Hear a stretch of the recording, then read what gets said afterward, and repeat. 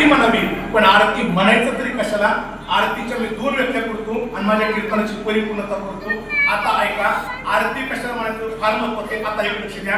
आरती शब्दामध्ये परत एकदा मी मराठी व्याकरणाचा आधार घेतो. आरती शब्दामध्ये आ नावाचा उपसर्ग आणि रत नावाचा धातू. ऐका ऐका, आरती कोणाला म्हणावा? ऐका, आरतीमध्ये आ नावाचा उपसर्ग आणि रत नावाचा धातू. तर आ नावाचा उपसर्ग परत आता दुरुस्ती करतो. 22 उपसर्ग, त्याच्यामध्ये आ नावाचा उपसर्ग आणि आ नावाच्या उपसर्गाचा अर्थ होतो अखंड आणि रत या धातूचा अर्थ होतो रममान होणे अथवा रत नावाच्या शब्दाचा अर्थ होतो प्रेम करणे. मग आरती कशाला म्हणावी? आता ऐका, आरती कशाला म्हणावी? आरतीची व्याख्या अशा प्रकारची करता येईल. अखंड त्याच्या स्वरूपामध्ये रममान होणे अथवा अखंड त्याच्या स्वरूपावरती प्रेम करणे, तदनंतर तिला आरती म्हणावी. ती खऱ्या अर्थाने आहे. ती खऱ्या अर्थाने काय तर आरती आहे. मग आता महाराजांना विचारलं, महाराज आरतीची एवढी व्याख्या का? आणखी एक आरतीची व्याख्या करून जाईल. आरती या शब्दाचा अर्थ होतो स्वरूपाचं ज्ञान घडवते, तिला काय म्हणावी? परत त्याचा ऐका, स्वरूपाचं ज्ञान घडवते, तिला काय म्हणावी? आरती म्हणावी. आणि काय माहिती का, आरती ही स्वरूपाचं ज्ञान घडवते. पण असं म्हटलं पूर्वीच्या काळी देव किंवा संतांचं मंदिर असतं, तर पूर्वी मंदिरामध्ये लाईट नसायची, अंधार असायचा. आणि अंधाऱ्या मंदिरामध्ये जर का पुजारी ज्यावेळेस आरती करता जायचा, त्या हातामध्ये काय असायचं? त्याला काय म्हणतात?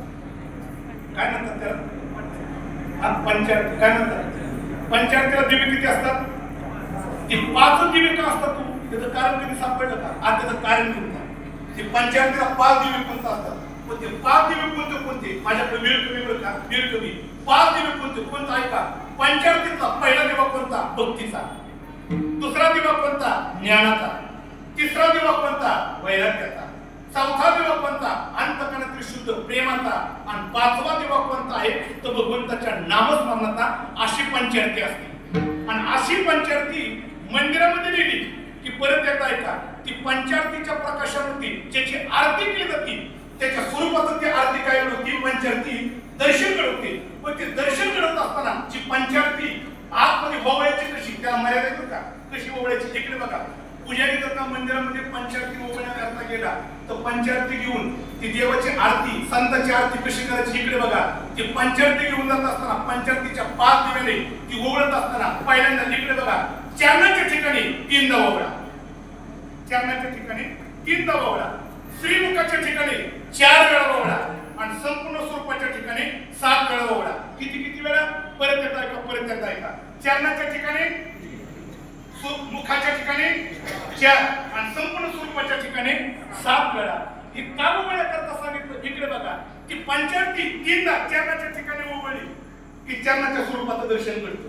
4 वेळा मुखाच्या ठिकाणी ओवळली की मुखाच्या स्वरूपाचं दर्शन घडतं आणि 7 वेळा स्वरूपाच्या ठिकाणी ओवळली की संपूर्ण स्वरूपाचं दर्शन घडवते. आणि जे दर्शन घडवते तिला काय म्हणावी?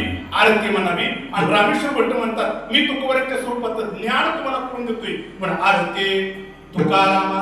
आता इथे गोड शब्द आला, तू का रामा. काय शब्द आला? लक्षात आलं का? तू